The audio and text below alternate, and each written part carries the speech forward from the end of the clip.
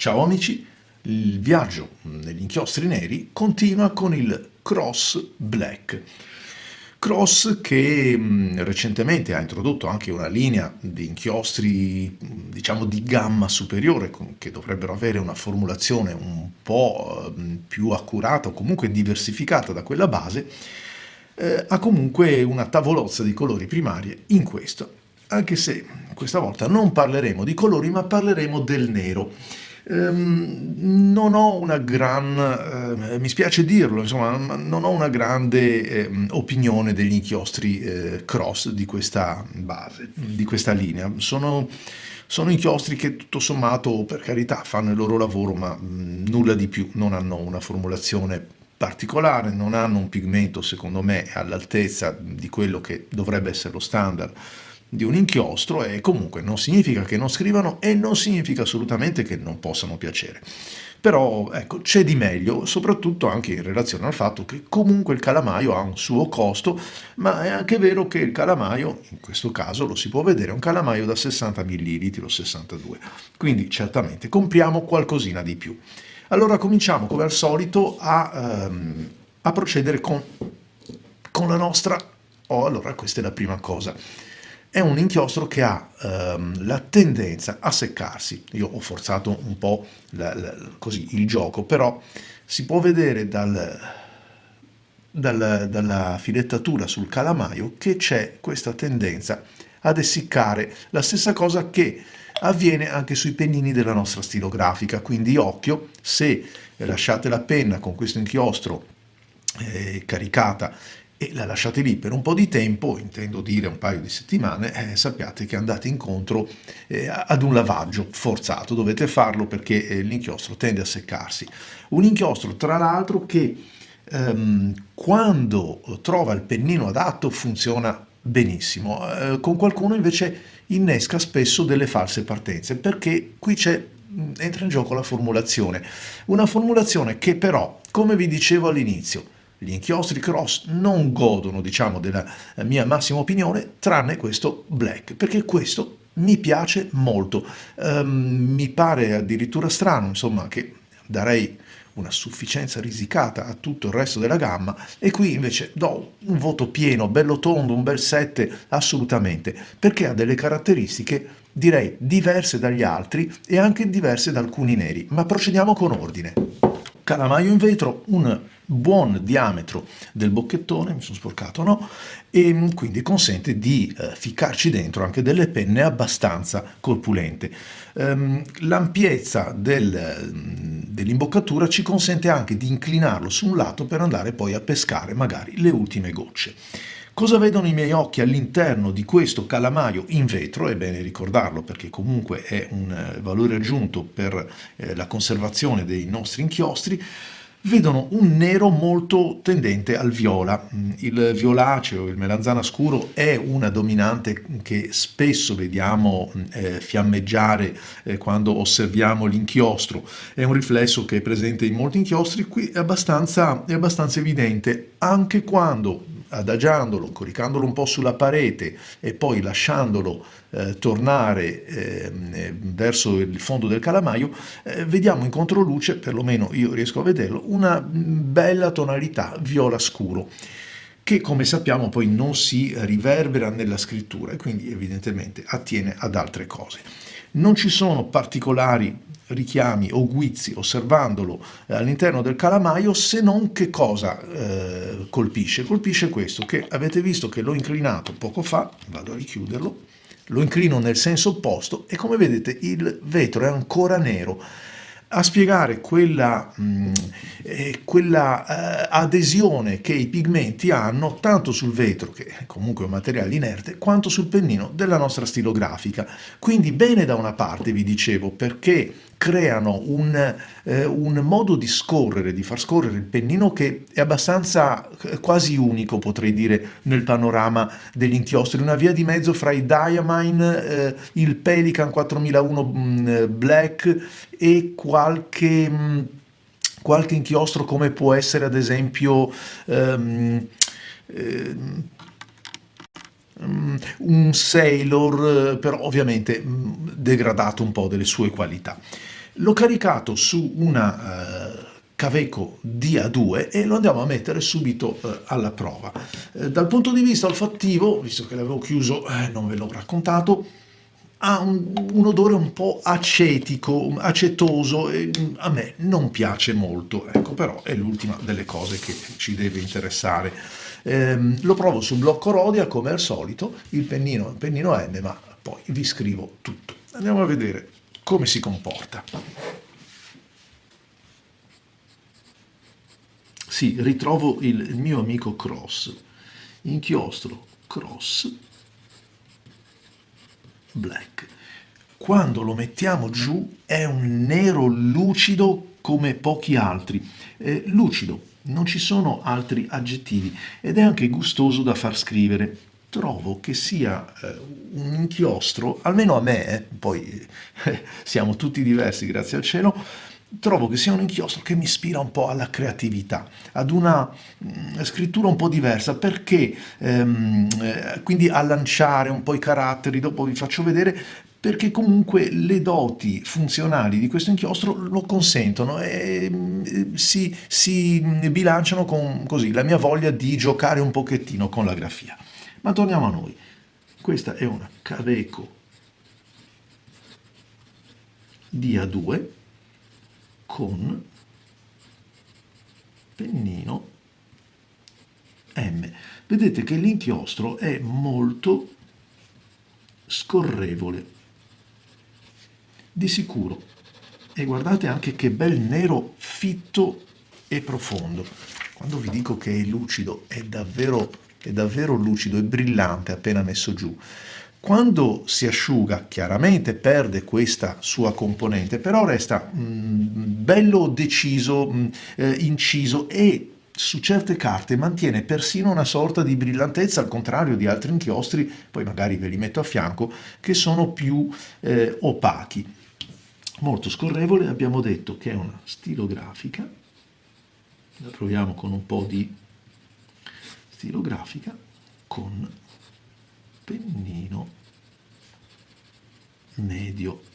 Perché mi piace questo inchiostro? Perché dà una lubrificazione che la trovo giusta, né troppo né meno, ma quel tanto che mi consente di far scorrere bene il pennino, assolutamente, e anche di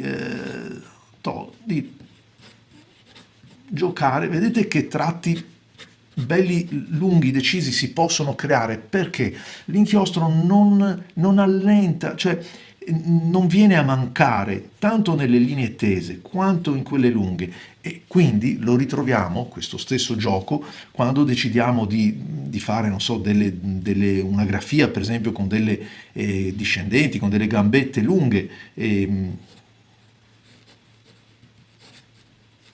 Vedete che c'è una pienezza del tratto, insomma l'inchiostro non viene meno, non risente di quell'effetto che altri hanno legato alla velocità, quindi alla densità che viene depositata di ritorno quando il pennino si alza, quando il pennino si attacca. Lo vedremo anche con un con un pennino diverso con il quale ovviamente ho fatto altre prove. Questo tipo di sensazione, cioè, ma di affidabilità che offre il pennino, lo riscontro un po' con tutti, ma a me piace, qui entriamo ancora una volta nei gusti personali, quei pennini che sono un po' meno rotondi rispetto a questo che sto utilizzando adesso, un po' meno rotondi, magari un pochettino più quadrati, e allora ecco che mi è consentito, anche con un pennino che normalmente non si comporta così in maniera rotonda, mi è consentito fare, avete visto questo salto di tratto. È una delle caratteristiche che con alcuni pennini, in corrispondenza di carte lisce come questa, si verificano. con tutti gli inchiostri cross, ma più di qualche volta, siccome l'ho usato perché è uno di quelli, è un nero che mi piace, diciamo, quindi lo utilizzo in proporzione abbastanza, insomma, mi ha fatto fare spesso delle brutte figure anche in pubblico, perché bene o male da Marco si aspettano che le penne scrivano, non abbiano skipping, non abbiano false partenze. Non vi dico quando poi magari, soprattutto in gioventù, avevo delle penne un po' più da parata, quelle da portarsi nella giacca, eccetera, tirata fuori e niente, non scrive, e mi toccava piegarmi ad una sfera che era lì presente sul tavolo delle riunioni. Allora, andiamo ad osservare invece con una carta totalmente diversa. Stiamo parlando di che cosa? Di un foglio del blocco comune di un Pigna Style, una carta economica, una carta decisamente diversa da quella Rhodia. Chiaro, la Rhodia è molto liscia, una finitura molto compatta, un bianco brillante, vedete il coating della carta. Qui invece è tutt'altra cosa, una carta più ruvida e porosa, una carta meno brillante perché è meno lucida, gravata anche dalla rigatura che, per quanto leggera, comunque è una rigatura che scurisce un pochettino la percezione visiva. Vedete che anche in corrispondenza di un pennino extra fine questo inchiostro sappia dare il giusto risalto. Non analizzo mai la capacità coprente di un nero perché insomma ci mancherebbe anche che non fosse così, ma come vedete riesce a risaltare non appena si dà un po' di spessore. E non so se è una cosa che potete apprezzare, nel senso che nessuno è tenuto a conoscere la mia grafia e ci mancherebbe, però se notate c'è una rotondità, una armoniosità in questi segni che sono e dipendono in parte dalla formulazione del pennino e dalla formulazione dell'inchiostro. Questo inchiostro mi mette a mio agio.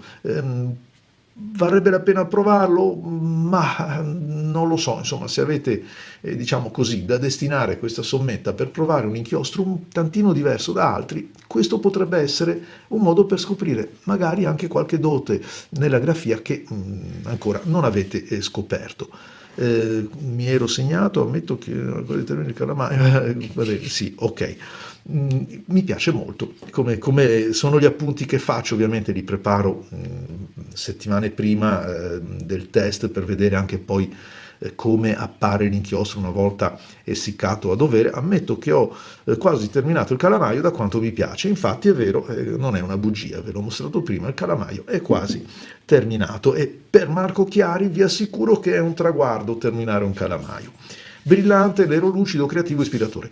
Su un tratto invece più corposo possiamo osservare che cosa? Quello che vi dicevo prima, cioè che non ha effetto di, chiamiamolo shading, ma è improprio perché è motivato soltanto dalla velocità di scrittura e dall'attacca-stacca del pennino, quindi dall'alimentatore.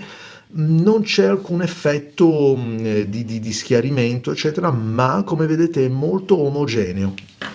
Lo mettiamo in relazione per esempio a, visto che qui ne ho diversi, per esempio il Waterman Black. Innanzitutto vedete che c'è una pienezza nel cross ben diversa e il tratto fine, ho usato sempre lo stesso pennino, quindi una Plumix Pilot di gradazione extra fine. Vedete che c'è comunque un pochettino più di corpo, un pochettino più di segno consistente lasciato da cosa? Da questa oleosità, da questa grassezza che invece il Waterman non possiede ed è un inchiostro che sapete per me irrinunciabile nell'altro senso. Però se devo sceglierne uno per provare le penne mi va benissimo il Waterman, se devo sceglierne uno per scrivere, per scrivacchiare, allora mi prendo quest'altro. Analizzando, vedete, quello che vi dicevo prima, per esempio il tratto corposo su Waterman dà un sacco di sfumature in base alla velocità che ho adottato. Lo vedete per esempio in Waterman Black, le code sono più chiare, sono più schiarite, invece qua non abbiamo alcun effetto di questo tipo. Quindi pienezza, fittezza, ampia capacità di copertura e un bel riscontro. Andiamo a vedere se per caso passa la carta. bah, insomma, proprio appena appena vedo pronunciato su Rodia, in corrispondenza di dove mi sono fermato a tratteggiare la parte del pennino, però come vedete si può scrivere tranquillamente. Andiamo a vedere se la passa su questo pignastai. Assolutamente no, neanche in corrispondenza di un pennino corpulento come è il doppio B della Pelican, dove sono andato anche, come vedete, a calcare la mano, ma non c'è traccia.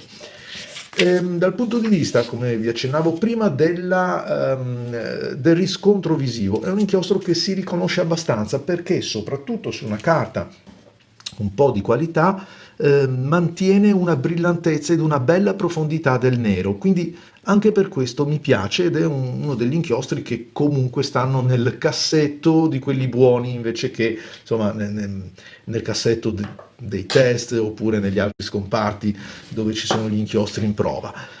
Sì, e vi dicevo che una volta essiccato, una volta asciugato, resta comunque costante, a differenza di altri inchiostri. Questo però ve lo posso dire soltanto osservando, e non credo che a voi potrà arrivare questa percezione, osservandolo dal vivo si intende.